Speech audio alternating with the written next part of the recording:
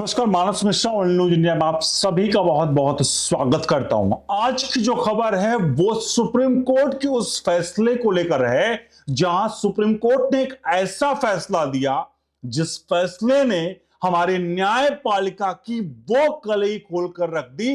जो न्यायपालिका फैसले सुनाने के लिए जानी जाती कि लोगों को वहां पर न्याय मिलेगा, लेकिन फाइनल फैसला सुनाने के बावजूद भी लोग न्याय की आस में भटक रहे थे। एक डेटा जब कोर्ट से मांगा गया, यानी कि सुप्रीम कोर्ट जो हाई कोर्ट था, तो सुप्रीम कोर्ट को जो डेटा दिया गया तो साहब न्याय की आस में 9 लाख के आसपास लोग भटक रहे थे, जिनों के लिए जिन पर फैसला सुना दिया गया था। अब सोचिए, अब तक तो हमने ये खबर सुनी थी, देखी थी कि देश भर के न्यायालयों में लगभग 5.25 करोड़ केस पेंडिंग है। वो सुप्रीम कोर्ट और हाई कोर्ट और लोअर कोर्ट के लेकर बात कही जा रही थी, लेकिन अब यहां एक नया मामला आया है जहां जो फैसले सुना दिए गए वो फैसले यानी एग्जीक्यूटिव पिटिशंस हैं, वो जाकर के कोर्ट में किस प्रकार से धराशायी हो गई आपको दिखाने जा रहे हैं।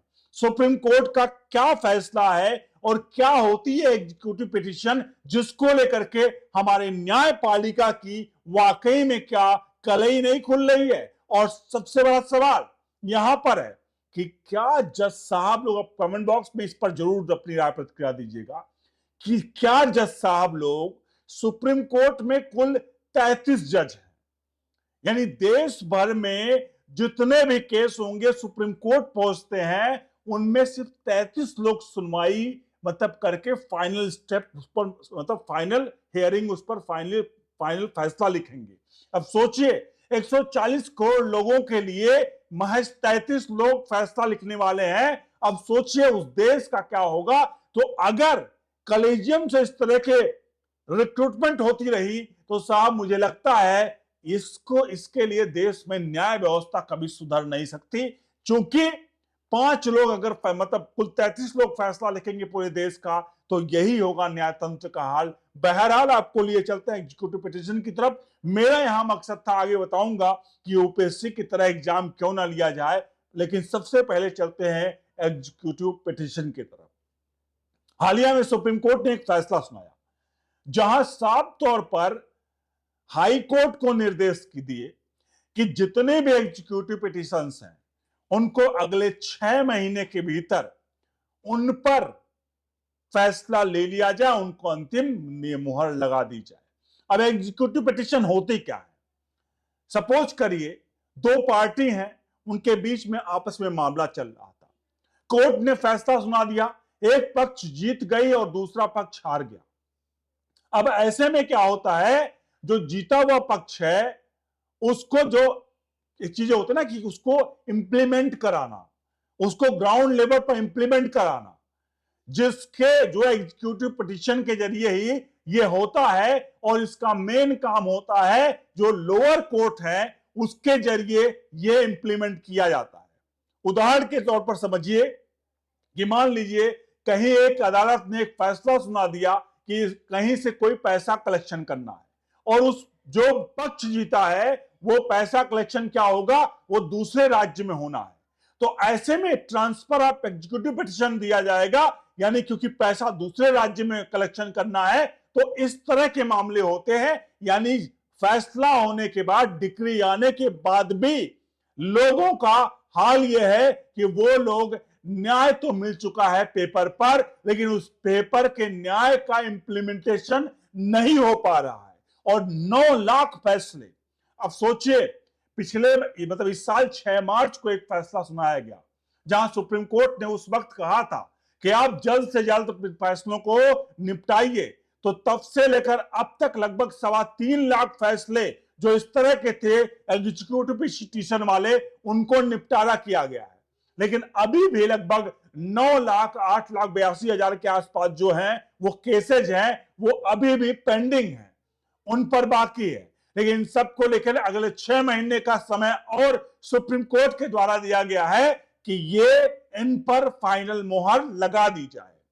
अब ये मामला आपने सुन लिया, अब आप समझ भी गए होंगे कि मामला क्या है पूरा का पूरा। अब यहां आपको एक चीज डिसाइड करना है और सोचना पड़ेगा आपको कि आखिरकार हमारे देश की न्यायपालिका, जो कि हम कहते हैं कि न्याय तो मिलेगा, हर चौक चौराहे पर हम यही सुनते हैं कि मैं तुम्हें कोर्ट में देख लूंगा, I will see you in court.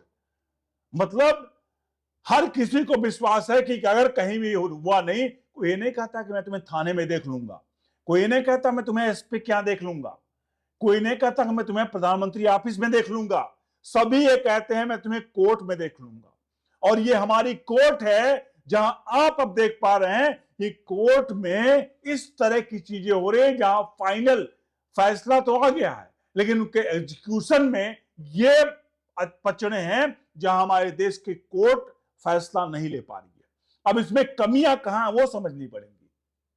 देश के लोअर कोर्ट में, जिला न्यायालयों में लगभग 4.5 लाख केस पेंडिंग है, 4.5 करोड़ के आसपास केस पेंडिंग है छोटी अदालतों में। 88,000 के आसपास सुप्रीम कोर्ट में पेंडिंग है और हाई कोर्ट में लगभग 88-90 लाख के आसपास वहां पेंडिंग है। अब एक बात सोचिए आप, इतने जब मामले होंगे जहां 4.5 करोड़ मामले हैं, जो जज साहब वहां बैठते हैं लोअर कोर्ट में, उन जज साहब की क्या गलती? क्योंकि वो भी इंतजार कर रहे होते भाई केस पे कोई सबूत आए, कुछ आए, क्योंकि वकील भी वहां खेलता है, बीच में भी लोग खेलते हैं तारीख पर तारीख आने के लिए। कभी एक पक्ष का वकील नहीं आए, कभी दूसरे पक्ष के वो नहीं आए, इस पर पूरा खेल चलता रहता है। तो क्या हमारे देश में केवल 130 करोड़ 140 करोड़ लोगों पर 33 सुप्रीम कोर्ट के जज हैं, वो काफी हैं? क्या वो फैसला सुना सकते हैं? वही उतने लोग पूरे 140 करोड़ लोगों को न्याय दे सकते हैं? एक प्रधानमंत्री ऑफिस भी है जहां पीएमओ है, पीएम अकेले अगर कहा जाए कि 140 करोड़ लोगों के लिए आप फैसला लिखिए किसी चीज को लेकर के, या आप सिग्नेचर करिए सिर्फ पेपर पर, तो प्रधानमंत्री सिग्नेचर करते रह जाएंगे और फैसलों का मतलब चीजों पर जो फाइलें हैं वो दबी रह जाएंगी। इसीलिए उनको अलग अलग डिपार्टमेंट दिए गए हैं, अलग अलग चीजें दी गई हैं। अब 33 जजों में ध्यान रखिए सुप्रीम कोर्ट के अलग अलग डिपार्टमेंट है कि कोई इनकम टैक्स देख रहा है, कोई देख रहा है वहां पर क्राइम का देख रहा है, कोई भी देख रहा है, यानी उनके भी फैसलों के लिए अलग अलग बेंचें बनाई गई हैं। अब 33 सुप्रीम कोर्ट के जज सिर्फ फैसला लेंगे पूरे देश भर के इस तरह की चीजों पर, क्या होगा? यही हाल है देश भर के हाई कोर्टों का, जहां पर लोअर कोर्ट से फैसले आते हैं उसका हाई कोर्ट में आते हैं, वहां पर मामले फंसे रह जाते हैं। तो ये फैसला क्या आपको लगता है कि एक इंडिपेंडेंट बॉडी नहीं होने चाहिए जो जजों का सिलेक्शन करे एज पर जितना हमें रिक्वायरमेंट है? अगर देश में 4.5 करोड़ केस हमारे लोअर कोर्ट में पेंडिंग है और हमें देश भर में जजों की आवश्यकता अगर लोअर कोर्ट में मान लीजिए उदाहरण के तौर पर 1 लाख है, तो क्या हम 20, 25, 50 हजार जजों से हम किसी केस को सुलह कर पाएंगे? क्या हम इनका निपटारा कर पाएंगे? और हम वार्तालाप करते रहेंगे, कानूनी वार्तालाप करते रहेंगे और लोग मंच पर कहते रहेंगे कि हमें ऐसा करना पड़ेगा, हमें ऐसा करना पड़ेगा। उसके लिए मुझे लगता है आप भी इस बात से सहमत होंगे कि उसके लिए हमें क्या चाहिए? हमें चाहिए एक ऐसा तंत्र जो कि हमें डिमांड और सप्लाई को दोनों को मैच करा सके। डिमांड सप्लाई मतलब जितने केसेस हैं उस हिसाब से एवरेज, क्योंकि देखिए पॉपुलेशन के हिसाब से अगर केसेस की बात करें तो 140 करोड़ में 5 करोड़ केस की बात करें तो कितने परसेंट हो गए? हम मान के चलते हैं लगभग 4% के आसपास, 4.25% के आसपास है पूरी पॉपुलेशन का। अगर 4.25% पूरी देश की पॉपुलेशन का हिस्सा जो है वो कहीं ना कहीं उसमें कानून में फंसा हुआ है, डायरेक्ट इनडायरेक्ट तो लगभग एक परिवार में 6 लोग हैं, तो 30 करोड़ लोग उसमें इन्वॉल्व हो गए जो उससे कम से कम उससे ग्रसित हैं। तो आप खुद सोचिए, जहां 30 करोड़ परिवार, 30 करोड़ लोग जिसमें इन्वॉल्व हैं, वहां चंद 1 लाख जज मान लीजिए, बहुत ज्यादा हो गए, 1 लाख तो मैं ज्यादा आंकड़ा बता रहा हूं, 1 लाख लोग हमारे देश के 25% पॉपुलेशन को कैसे मैनेज कर सकते हैं? तो इसमें जजों की गलती नहीं है, गलती है उस सिस्टम की जो इनका सिलेक्शन करता है क्यों नहीं हम इस तरह से एक ऐसी अपॉइंटमेंट कमेटी, इस तरह की चीजें बनाते हैं जहां पर हमें, मैंने बताया ना, डिमांड और सप्लाई को हम मैच करा सके, जहां इस तरह के एग्जीक्यूटिव पिटिशंस ना कम से कम पेंडिंग रहे। जिन लोगों को न्याय मिल गया वो कम से कम न्याय के लिए अपना फाइनल जो है, जो जिस पर मुहर लगनी है, उसके लिए तो इतना इंतजार ना करना पड़े। आप खुद इस पूरे प्रकरण पर अपनी राय प्रतिक्रिया जरूर दीजिए। वीडियो को लाइक शेयर जरूर करिए। बने रहिए ओनली न्यूज इंडिया के साथ। बहुत बहुत धन्यवाद।